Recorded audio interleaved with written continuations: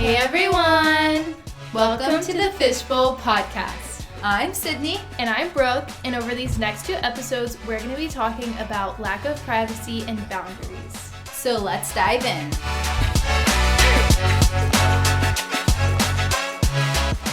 Okay, Brooke, this topic is definitely one that I think that anyone can relate to, especially pastor's kid or even people just in ministry in general. Oh, yeah. Lack of privacy. And I don't know, I can't remember thinking back when I first realized oh, your life is on display for everyone. Yeah. But I remember one time when our church was very new, we did this series. I don't know what it was called.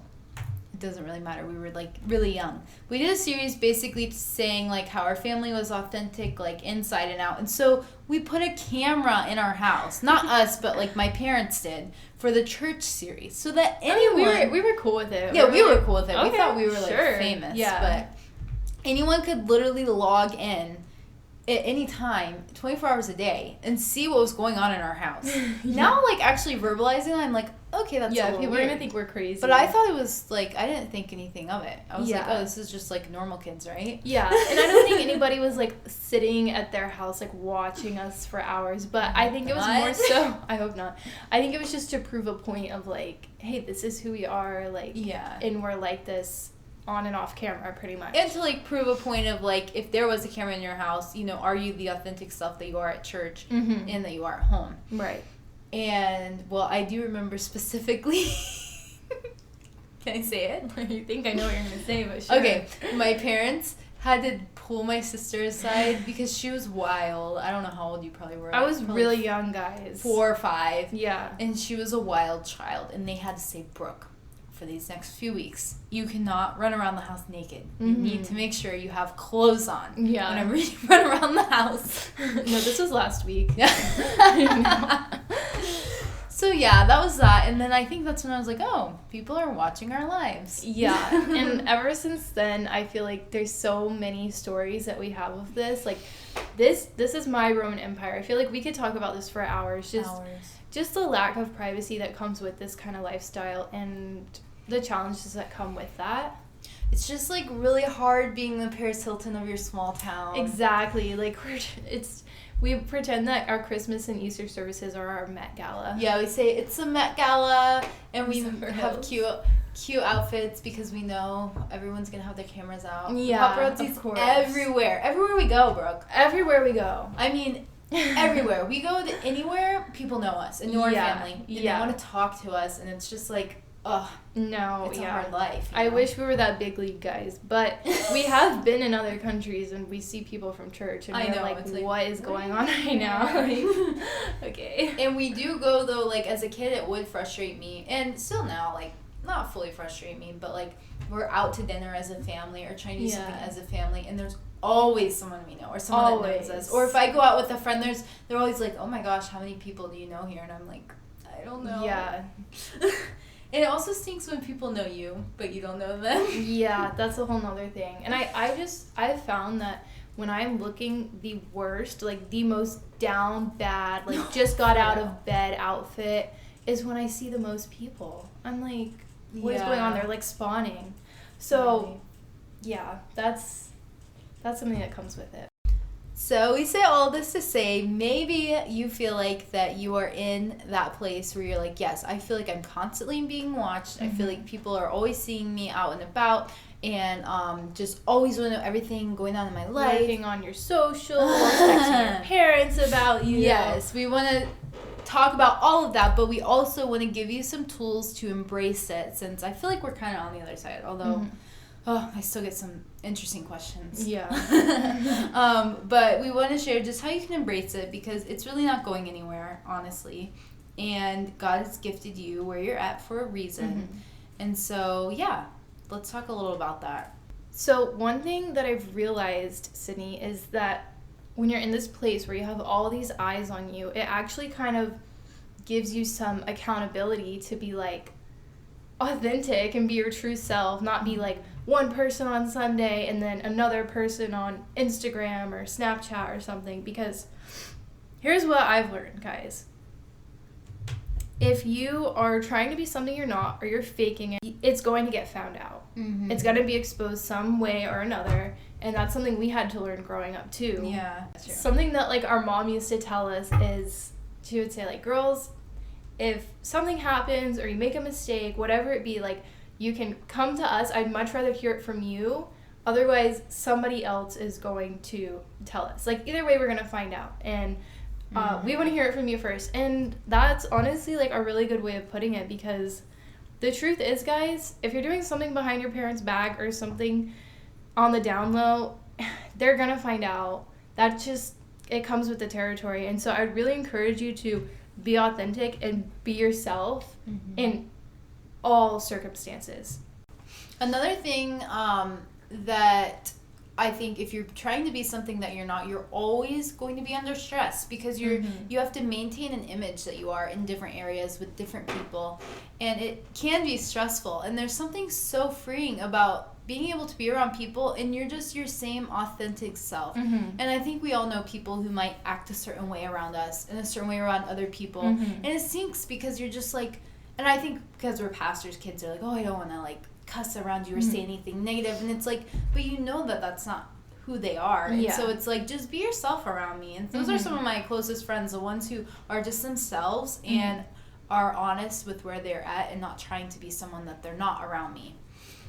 Absolutely. I think you have to come to this point where, like, okay, I have to decide, am I going to impress or am I going to influence? Because if you're trying to fit a mold depending on where you are, and you're like, well, around these friends I want to be like this, and around these people I want to be like this, you're going to always be exhausted trying to impress certain groups of people at different times. But if you decide, you know what, I'm here to influence, and I'm going to be consistent, and I'm going to be myself no matter what friend group I'm in, that is so much more freeing, and it gives you an opportunity to like share your light with the world. True. I also was thinking about, maybe because I've been reading this book, which is Numbers in the Bible lately, but it just That's a fun one. But in Numbers chapter 32 verse 23, it says, be sure your sin will find you out. Basically saying that, like, God's going to bring anything to light. And you see that so much in the first few books of the Bible, where the Lord is working on the Israelites and refining them, and they try to hide their sin from him, and he brings it to light because he's holding his people to a different standard, to be set apart. And if they're trying to hide anything, that's going to keep them from doing what God is trying to do through them and their people and lead them to the promised land. So you see this constant battle between your flesh and wanting to do fleshly things, and then wanting to do godly things and live your life one way, and then wanting to live your life for God. And that, to me, is a good reminder, reading that book, that there is always going to be this tension, and there always has been this tension between fleshly desires and godly desires. Another really freeing verse on this topic is 2 Corinthians 4:10. It says, but we have turned away from secret and shameful ways. We use no trickery, and we do not change the teaching of God. We teach the truth plainly, showing everyone who we are. Then they can know in their hearts what kind of people we are in God's sight. The truth is, guys, from the moment you say, oh, I'm a Christian, or oh, I go to church, people have eyes on you. And they're looking to see, oh, okay, they claim they're a Christian. What do they act like? I mean, that's a pretty bold statement. It's not with the norm to be outspoken about your faith. And so from that moment on, people are going to have eyes on you and saying, oh, this is how Christians act. And so, yes, that's like a very heavy thing to carry, but it's also like such a powerful thing. No, I think that's a good point, because some people might be listening to this, not even a pastor's kid. Maybe they're even just a Christian listening to this. And that's a good thing to know, is that you do live your life in the public eye as well. And like you said, from the moment you say you're a Christian, they're already judging your life. And so all of the same stuff can still apply. So all this to say, we would just encourage you to be authentic, be consistent in your character, have the mindset of, okay, what you see is what you get. I'm not going to be one person around these people or one person around this circumstance. Just be consistent and be authentic, because it's so much more freeing. Like Sydney said, there's so much more freedom and opportunity in that versus the stress and the pressure that comes with faking things and lying and not being yourself.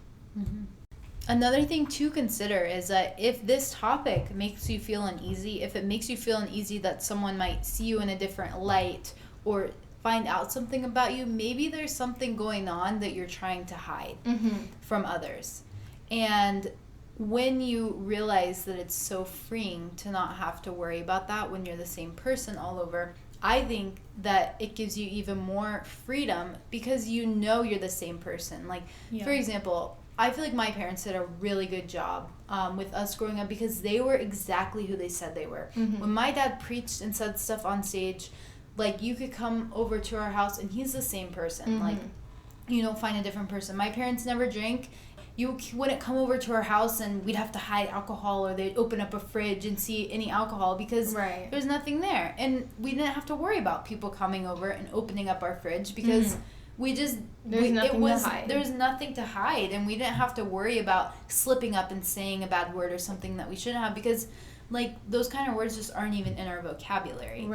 And the pressures of having to hide certain parts of yourself. Anyway, so just think about that. Maybe not your personal fridge, someone opening up, but if someone came into your life and opened that cabinet that maybe you're trying to hide something in, or that thing that you feel like you have to hide around other people or other Christian friends that you have that might call you out on that behavior, maybe there is a reason why, and maybe God is trying to convict you to refine that area of your life. Yeah, maybe just take a look on it, at whatever it is that's kind of like a soft spot for this topic, and really reflect on that and think of, like, we encourage you to like bring that to light and talk to somebody. Talk to someone about it. Brooke, I don't know if you've noticed this, but I think something clicked for me recently, because there's so many people in our congregation, and they probably a lot of them will say, oh, I watched you grow up, or I've known you since you were this old. And sometimes you're like, oh, I changed your diapers. Yeah, and you're like, I don't even know your name, I'm so sorry. I think it clicked for me recently that it's like they see us because they've seen our lives, and they see us on Facebook, and like they feel closer to us than we actually are to them, and they're very attached to us. It'd be like, not that this is at all the same, but like if you watch someone on TV like all the time and you met them in person, you would be like, or an influencer like online, you see them all the time posting, and then you see them in person, you're like, oh, hey girl, like you feel like you're their best friend, and they're like, I don't even know you. And sometimes it kind of feels like that. And I remember like with my wedding, like it just, I didn't realize how many people thought that they knew me for that long. And it was hard because I had to draw a really strong Everyone's line. coming out of the woodworks for I this. know, and they're like, I watched you grow up, this and that, and it was like, oh my gosh. Like all these people genuinely felt very close to me, and like they should be there for this very special day, and having to make a very strong line with like, you know, we're inviting our family and a few close friends and a few people that did life with us from church. It's definitely hard because they feel like they've done life with us, watching us grow up. Absolutely. I think that a lot of people think they have this emotional closeness to you. Yeah, that's a good way to put it. And you don't feel the same way. And there's also something else that comes with that is sometimes you'll find that, and Sydney, you can speak into this, but you're talking to someone and they have this emotional closeness to you, and you don't reciprocate it, but they're still expecting something from you. They're still expecting you to open up, or they think that, oh, like, you know, I've seen her grow up in church, like they can just ask you questions or like just say something. Like, so there comes a point where there has to be boundaries there too, because people may take that to a different level that's not appropriate for a child, or like or they'll come up and just tell you things that they're going through, which it's nice to be able to be there for them, but it's hard to know like when you reciprocate that vulnerability. Exactly. And who do you really be vulnerable with, because they probably want that vulnerability to be reciprocated, and that's a tough question. That's a big one. So, absolutely, I think that's something me and Sydney have both had to work through over the years, and honestly, I'm still working on it. But have you found a way to guard your heart in these situations, or kind of understand the appropriate amount of emotional closeness that you have with people? It still really is hard, and something that I'm working through. One thing that I heard recently, like within the last year and a half, was you can be authentic with everyone. You can be transparent about your life with everyone. but you should be vulnerable to just a few. And that's so good. Yeah.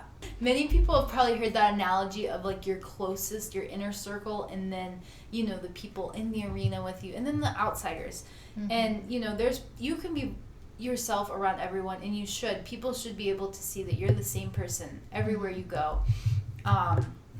But you should be very vulnerable with that close circle of friends, because unfortunately not everyone has the best intentions, and I think that's where church hurt can happen a lot, is when you, as a pastor's kid or someone in ministry, or you're having to be vulnerable with a lot of people. And unfortunately it can happen with people that you're supposed to trust, like your youth leaders, or, you know, people at church, and they want you to tell them things about whatever happened, and that can then be used against you and hurt you and hurt your trust. I don't know if you've had experience with that, Brooke, but oh my gosh, I don't think even get me started. Yeah, it does happen. But I have also learned, like, there are some boundaries that you can put in place to protect yourself a little bit. Okay, so if you want to know something that I've heard before that I've been trying lately, with learning how to be vulnerable with certain people, I will say in the church realm, it is hard when your dad's a pastor to then, you know, be really close with another, like, because I work on staff, to be close with another staff member, because I feel like sometimes that can get kind of messy, or I don't know, maybe just because it's been messy for me before. Yeah. But what I've done with people is I've said, okay, well, here is, also one thing, this is like totally backtracking, but sometimes I would have this fear of like telling something to my like youth leader or something, because that I was struggling with, because I felt like I would be judged for it, or they would go like right to my parents and say something. Absolutely. And, or just to other youth leaders. Yes, like, you'll and never guess like, what. Oh, yeah. They told me. This is what the pastor's kid is going through. Like, right. They're struggling with this stuff going on in their home, and like I just felt like there was a weird place for that. Not that I had really great youth leaders and I was blessed, but sometimes I do feel like you don't know the intentions of everyone. Right. And I'm not saying that there's anyone out there with bad intentions, but that is something you do have to think about with people who are supposed to be, you know, older and wiser than you, because just because they're older does not mean that they have the same amount of wisdom. That's a topic for another day, okay? Really good. Yeah. But this is like something tactical that I've learned, and it was actually on another podcast called Made for This by Jenny Allen. She's great. Anyways, love her. I don't even remember what episode it was, but she said, like, okay, so if you're wanting to make vulnerable friendships, like, go through everyone on your contacts, which I didn't do this specifically, but she was like, text everyone on your contacts, say like, hey, you know, let's go get coffee. A girl. So like, let's say I had like 5 girls that I was like, you know, I'm kind of wanting, maybe God's leading me to have a relationship with them. So I'd say, hey, let's go get coffee. And then you go get coffee with them, you talk to them, and maybe they share, like, they're sharing something, and then you at some point share something kind of vulnerable. Doesn't have to be like world ending, and don't share something too crazy, because again, you don't know their intentions. But say, you know, I've really been struggling with this, and something real that you've been struggling with. Like, yeah, I've been struggling with this or that, and I'm not really sure what to do about it, and then see what their response is. Their response is either going to be something along the lines of like, oh, okay, like, wow, and then they go back to talking about themselves. And then the other response might be something where they're like, oh my gosh, that is the worst thing. How could you? How could you do that? Like, you know, you're someone I look up to. How could you, like, make that kind of decision where it's judgmental? Or then the third one might be that person saying, oh, wow, will you tell me a little bit more? Will you? And then they check in on you. Do you ever have those people that you tell them something and they check in on you? And you're like, yes. You're actually thinking of me? Because I think we do so much pouring out. Like, we do so much, like, investing in other people. And it doesn't mean that if you get those other 2 responses that they're bad people to spend your time with, but the people that you're going to be vulnerable with. Maybe one of those is someone that you're working on investing in that just really, they went back to talking about themselves because they're just in that season where they need that. But it's good to have those friendships where it's like a give and take from both sides. And then also the one that's, you know, judgmental, maybe that's not where you're spending your time, but maybe there is like a way to have like a healthy relationship, just not in that kind of vulnerability closeness that you're looking for. So that's kind of that. Have you ever tried that or like gotten responses like that and kind of... I would say, I mean, yes, I've gotten all of those responses before, but something for me is like, I really had to come to a point where I was like, okay, I need to slow down. I'm going to guard my heart. I'm going to take baby steps, because trusting someone is a really big thing. And I struggled with that so much growing up, because I'm like, who can I talk to? Or like, is this legit? You know? So I would say definitely we're here. We want to tell you to guard your heart, be careful, things like that, right? But when you do find those friendships where you're getting that third response of like, okay, hey, how can I help you? I want to check in on you, things like that. That is such a beautiful thing, and there's so much value in vulnerability. So it's not to say like you should be scared to death of being vulnerable with someone, but it is to say like it is necessary, and it's important that we have those kinds of relationships where we can also be poured into, and that it's a safe place for you to be vulnerable. And I think that one thing of people always watching your life and constantly looking at you, that I noticed that I fell into a lot was perfectionism, like always striving to do the right thing because someone was watching me no matter where I went, and if I messed up, they're gonna know and they're gonna tell everyone. And so like I think I went to that extreme of perfectionism. Yeah, and I can definitely relate to that, or even sometimes just trying to seem perfect because everyone's like, oh, this girl needs to know everything about the Bible and blah blah blah, and she has to wear this, that, and the other, and it's like, then I just always wanted to seem perfect. But something that we've learned is that people don't relate to perfectionism. They relate to humanity. And it is so freeing when you can be vulnerable with somebody in a healthy relationship and humble yourself. James 4:6 says, God opposes the proud but gives grace to the humble. And we humble ourselves by just being honest about our weaknesses, things that we might be struggling with.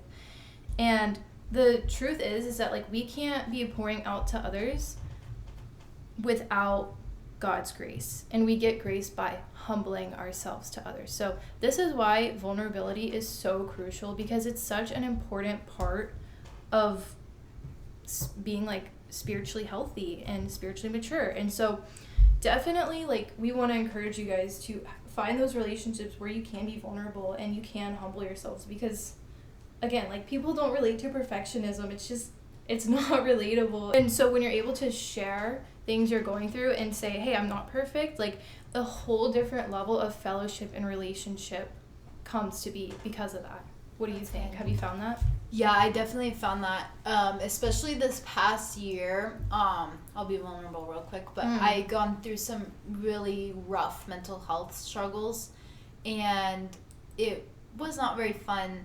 But when I was able to be vulnerable to some of the people around me, and they didn't shame me for what I was feeling or thinking, and I think they really like encouraged me and were there for me in times when I had been there for them. And so I think for me to have gone through that, but then to share, and it came to a point where I didn't share what was going on in my life, but then it's almost like God made it come to light so that I had to share with other people, because it was literally like in front of like almost our whole church when I had like a panic attack on the stage.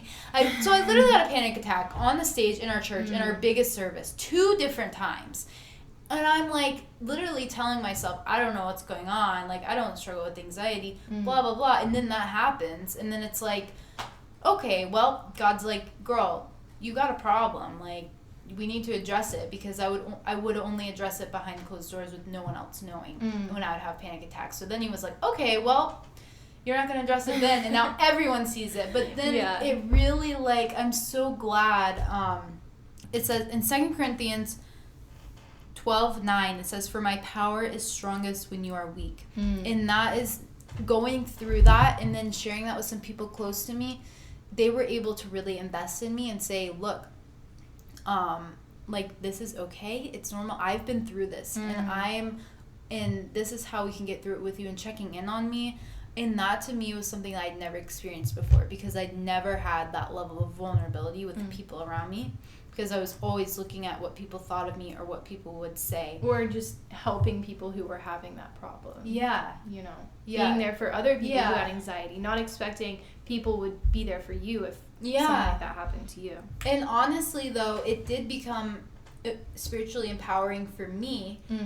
But now, like, I do feel like the Lord has used that, and so now I can understand when people are having mental health struggles a little bit more, versus when I didn't, and I just had no idea, like, how to even comfort someone or how to speak into it, because it just was something that I'd never experienced and just almost didn't feel real to me in a way to say, which is really awful. But now that I've gone through it, I definitely feel like that God strengthened me to help other people as well. That is so good. That kind of goes back to what we were saying about, like, a whole new level of, like, fellowship is unlocked when you're sharing these things, because now you can relate to other people. Now it's a part of your testimony. You can help somebody else who's going through this, and that is such a beautiful thing to experience. 1 Thessalonians 2:8 says, "We are delighted to share with you not only the gospel of God, but also our own lives as well." That's really good. That is so good, because it's like, yes, we're here to share the gospel, but we're real people, and I want to share with you what's going on in my life, and I want to be able to relate to you and be like, hey, I'm not perfect. I'm dealing with anxiety right now, or I'm dealing with this, that, and the other, and it's something that we can use to relate to other people and talk about where we've come from and where we are now. Yeah, and that even goes back to, like, our theme for this episode is sharing our lives with other Full people. circle. Like, how cool is it, though, So to think cool, about? yeah. God has blessed us with a way to share our lives with other people that will further the kingdom of God. Yeah. Like, showing other pastors' kids that it's possible to get on the other side of this and embrace the church and love the church and live an authentic life and not have to worry about what people say about you or think about you. It's definitely something really freeing and humbling that God would choose us to get to carry that burden. Okay. Wow. Full circle that was moment. Great. That's really a good was stopping a good point. full circle Yeah. moment. I didn't even know that's where we were going, but we got there. Yes. So yeah, God knew. We're gonna go ahead and stop right here and pick this back up next week, because we just have so many more This is thoughts a big on topic. vulnerability. Yeah. And setting boundaries, and even we want to talk about this in a completely different way next week. So be sure to tune back in for part 2 next week. We'll see you then. Woo!